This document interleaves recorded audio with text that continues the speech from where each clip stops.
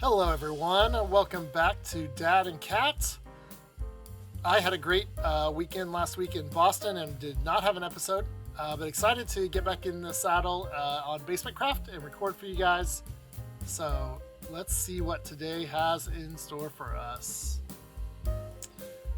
Loading. Wait, what? You've been egged. Oh, somebody put chickens in my base. No. Somebody put a lot of chickens in my base.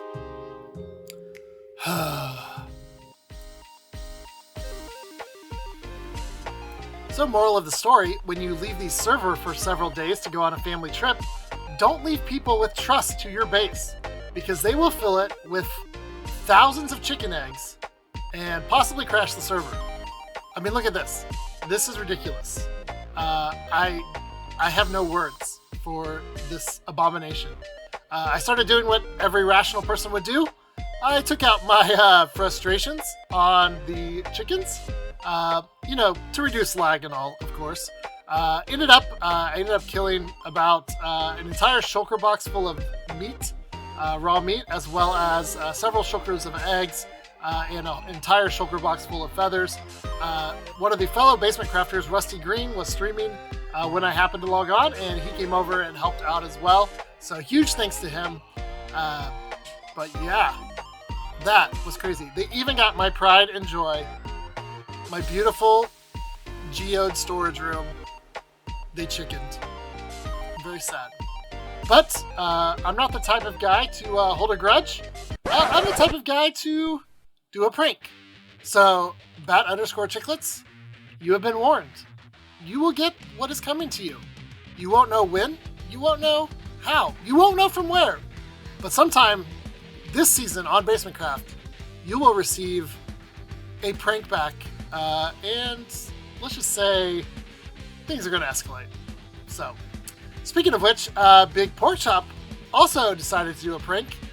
He left a little clue that somewhere very hot was his prank, and he covered the nether portal back to my base on the roof of the nether from my guardian farm. He covered it with not like one layer, but 5 layers of obsidian all around. And wow, what a commitment. What a lot of work. But I said, hey, I do pranks, but my only rule with my pranks is once I'm done, I clean them up. So Big Pork Chop's not going to get a direct payback from me because he already got his, so to speak, punishment in that he had to mine down all this obsidian and take it back. And counting he said when he counted it up, it was about 2,200 obsidian blocks this took. So I think he got what he deserved as payback. So, lessons learned. Definitely be turning off trust next time I go away from the server a few days. But I also have some new inspiration for my next pranks. So, we will definitely be looking forward to that.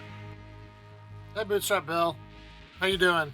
Are you glad all those evil chickens are gone? Yeah.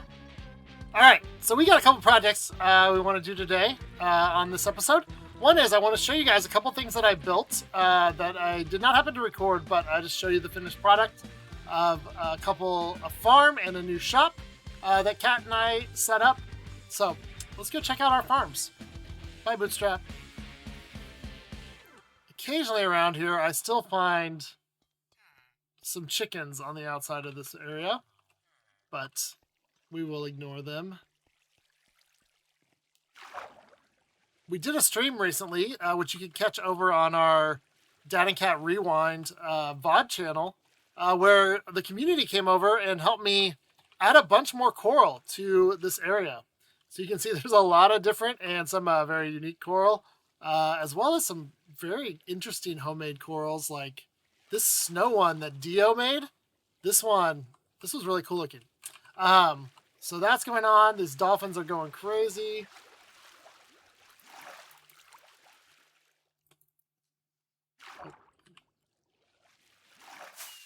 There we go.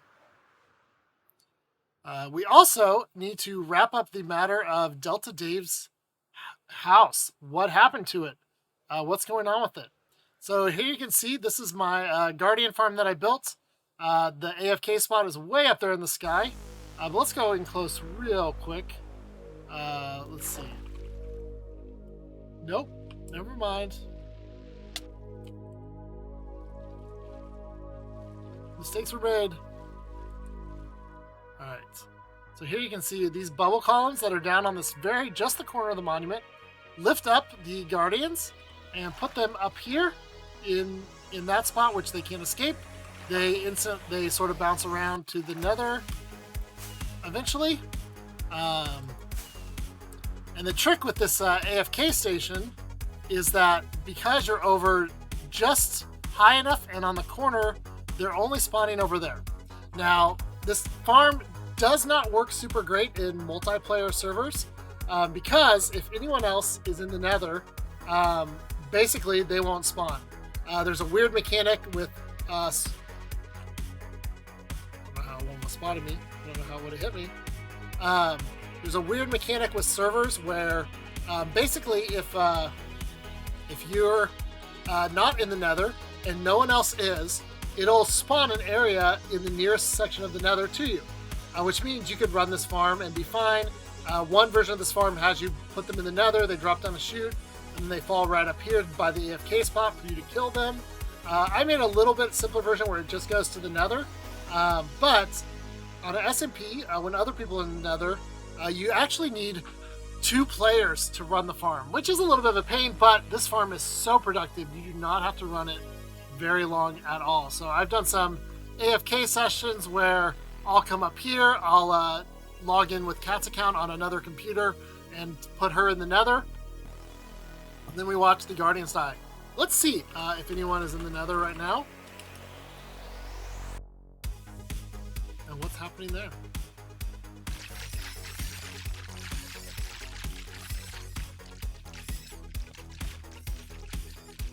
Yep, no one else is in the nether.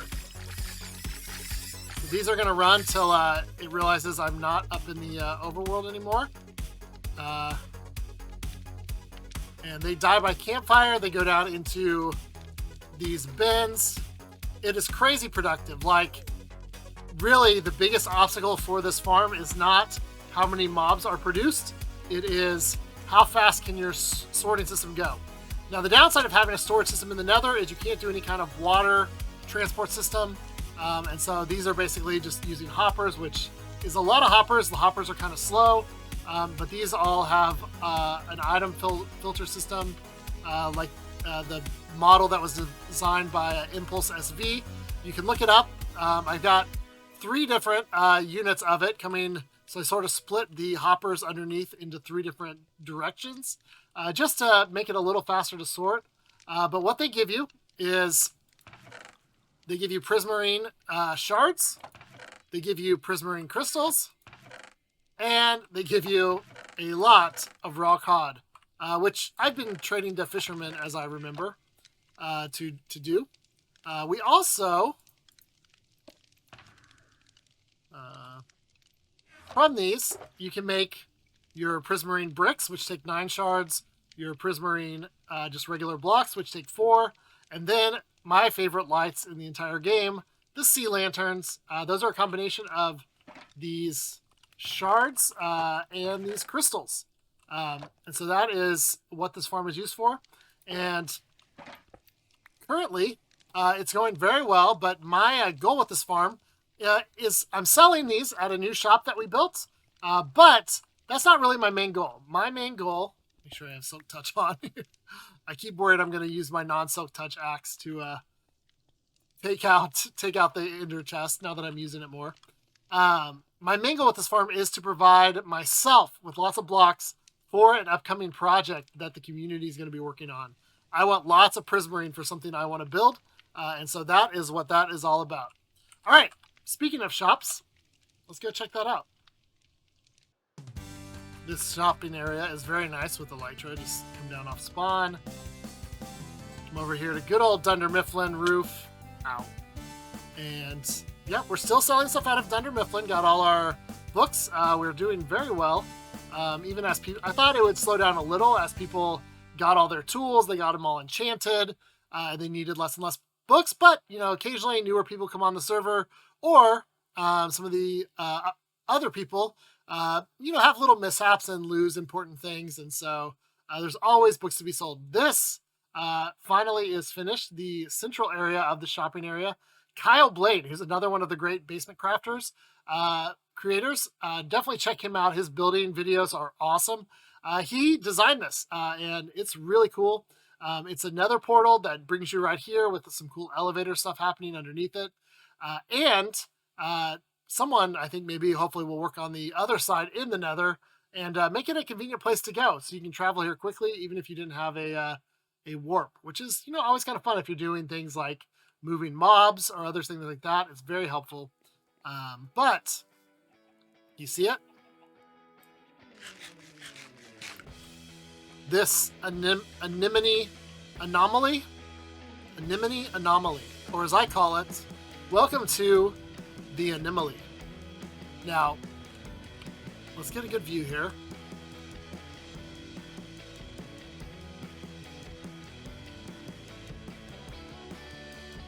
This looks like a fairly simplistic build, but it was actually a little complicated because all these blocks are coral.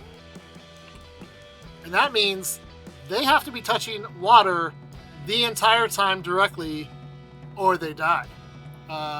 And so when I was building this, basically what I did was I built a giant box around this chunk. Green concrete, so it kind of looked like a construction wall like you might see in New York City. And then I flooded the entire thing and I built inside of the flooded area, and then once this was done, I drained all the outside. So like even this walkway, there's water sources underneath here to keep this from dying. Then of course the signs to keep the water from coming out. In the shop, we sell prismarine. We sell prismarine bricks. I've got a partnership coming up. We're going to be selling prismarine stacks. And we also sell sea lanterns, which are amazing, awesome-looking light sources, I think. Now, you may be wondering, notice at the top right, the little eyeball, there is a conduit down below in the bottom of this, so that when anyone comes in, they can spend as much time in our shop as they want and be able to breathe. Oh, we also have tridents for sale. So that's another ocean thing. So I think that's pretty cool. All of this down here, I filled it with kelp. I learned that if you grow kelp all the way to the ceiling, it will replace any like partial water blocks with water sources. So that was a good way to make sure that the inside was all evened out with the water. And then we wanted to make the coral on the inside go as high as possible. So what I did was I used a waterlogged fence post in the back to really get this coral up high.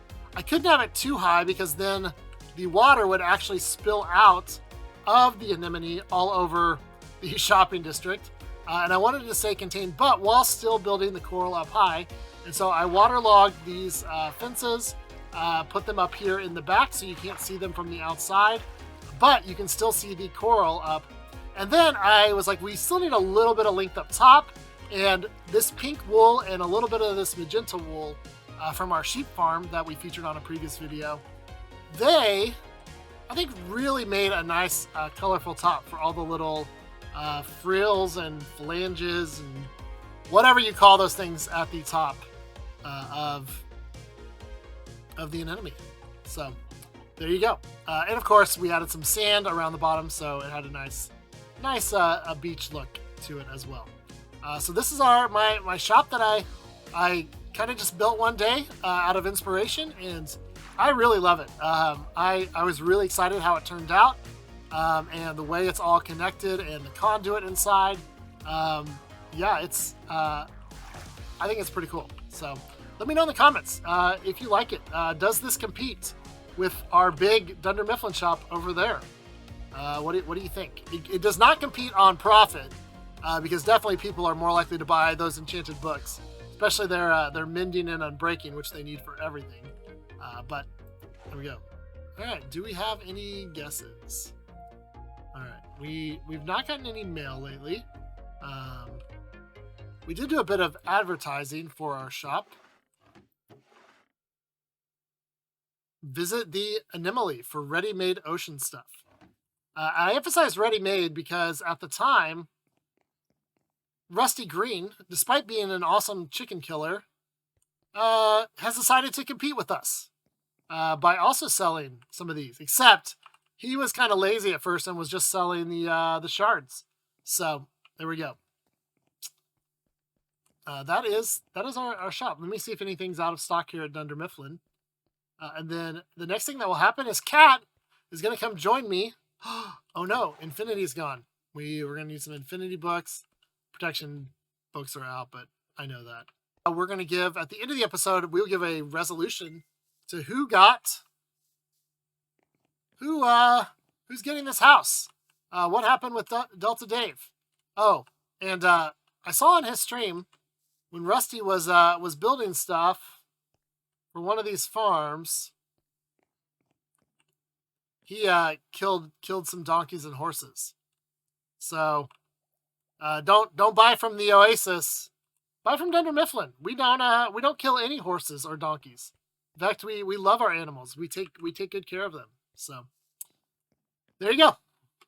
All right, everyone. It is time to reveal the results of the auction for DeltaDave's abandoned mansion. Kat, are you excited? Yeah. Do you think you won? I think so. How many diamonds did you put in? 64. And I definitely know I'm not gonna bet. You put in 60. You don't even have 64 diamonds. That's fraud. You could get prosecuted for that. All right. So, in case you wonder, we had a little thing.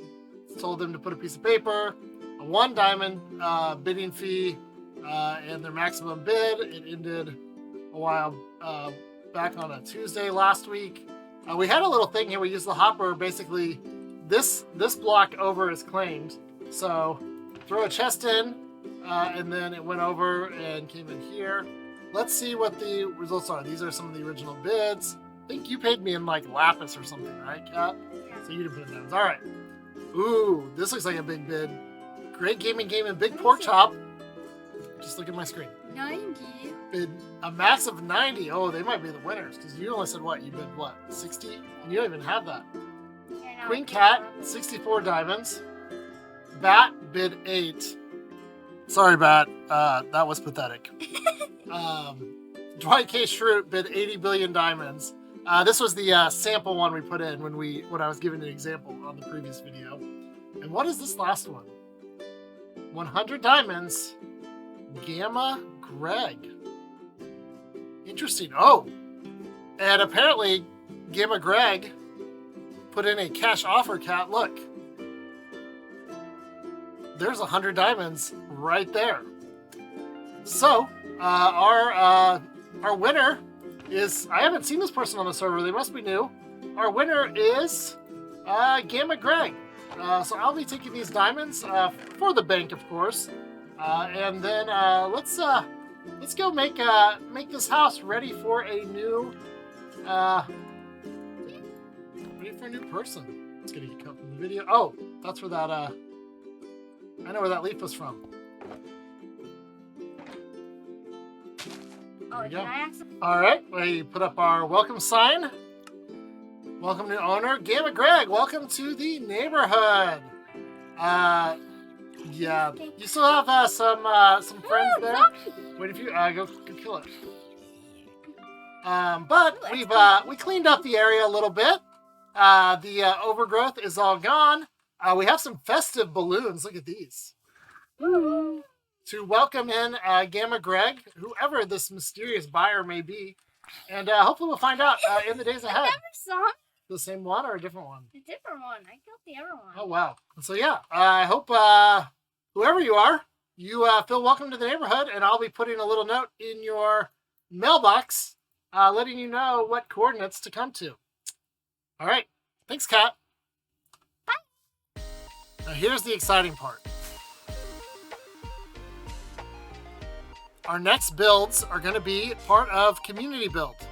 and we've mapped out this area over here. You can see Hyrule Castle is already here, but we're going to be doing a major community build with some Nintendo theming, and so it's going to be really exciting what this is going to look like in the days ahead, and so look forward to some future projects up here. So until next time, I'll see you guys later. Make sure to like and subscribe. Bye! And yes, I did come out here so I wouldn't break any glass blocks waving by in my base, like the last 2 videos I did. Okay, bye.